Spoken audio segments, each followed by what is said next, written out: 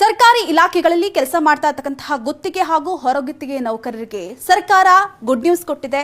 ಗುತ್ತಿಗೆ, ಹೊರಗುತ್ತಿಗೆ ಮತ್ತು ಗೌರವಧನದ ಆಧಾರದ ಮೇಲೆ ಕಾರ್ಯನಿರ್ವಹಿಸ್ತಾ ಇರತಕ್ಕಂತಹ ಸಿಬ್ಬಂದಿ ಮತ್ತು ಕುಟುಂಬಸ್ಥರಿಗೆ ವಾರ್ಷಿಕ 5 ಲಕ್ಷ ರೂವರೆಗೂ ಕೂಡ ನಗದು ರಹಿತ ಚಿಕಿತ್ಸಾ ಸೌಲಭ್ಯವನ್ನ ಕಲ್ಪಿಸುವಂತಹ ಮಹತ್ವದ ನಿರ್ಧಾರವನ್ನ ಕರ್ನಾಟಕ ಸಚಿವ ಸಂಪುಟ ಸಭೆ ತೆಗೆದುಕೊಂಡಿದೆ. ಹೌದು, ಸರ್ಕಾರಿ ಇಲಾಖೆಯಲ್ಲಿ ಗುತ್ತಿಗೆ ಹಾಗೂ ಹೊರಗುತ್ತಿಗೆ ಆಧಾರದಲ್ಲಿ ಸುಮಾರು 3 ಲಕ್ಷಕ್ಕೂ ಹೆಚ್ಚು ಸಿಬ್ಬಂದಿ ಕೆಲಸವನ್ನು ಮಾಡ್ತಿದ್ದಾರೆ. ಸದ್ಯ ಸಿಬ್ಬಂದಿಯಿಂದ ಪ್ರತಿ ತಿಂಗಳು 100 ರು ಅನ್ನ ಪಡ್ಕೊಂಡು ಉಳಿಕೆ ಹಣವನ್ನ ಸರ್ಕಾರದಿಂದ ಭರಿಸಲು ನಿರ್ಧರಿಸಲಾಗಿದೆಯಂತೆ. ನಂತರ ಸುವರ್ಣ ಆರೋಗ್ಯ ಸುರಕ್ಷಾ ಟ್ರಸ್ಟ್ ಮೂಲಕ ವಾರ್ಷಿಕವಾಗಿ 5 ಲಕ್ಷ ರೂವರೆಗೂ ಕೂಡ ನಗದು ರಹಿತ ಆರೋಗ್ಯ ಸೇವೆಯನ್ನು ಒದಗಿಸಲು ಸರ್ಕಾರ ಮುಂದಾಗಿದೆ.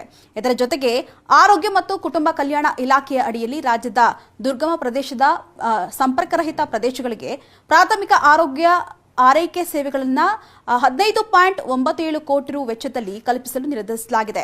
ಈ ಮೂಲಕ ಪ್ರಾಥಮಿಕ ಆರೋಗ್ಯ ಸೇವೆಗಳನ್ನು ನೀಡಲು ಸಂಚಾರಿ ಆರೋಗ್ಯ ಘಟಕ ಸೇವೆ ಆರಂಭಿಸಲು ತೀರ್ಮಾನಿಸಿದ್ದು, ಇದರ ಉಪಯೋಗವನ್ನು ನೌಕರರು ಪಡೆದುಕೊಳ್ಳಬಹುದಾಗಿದೆ.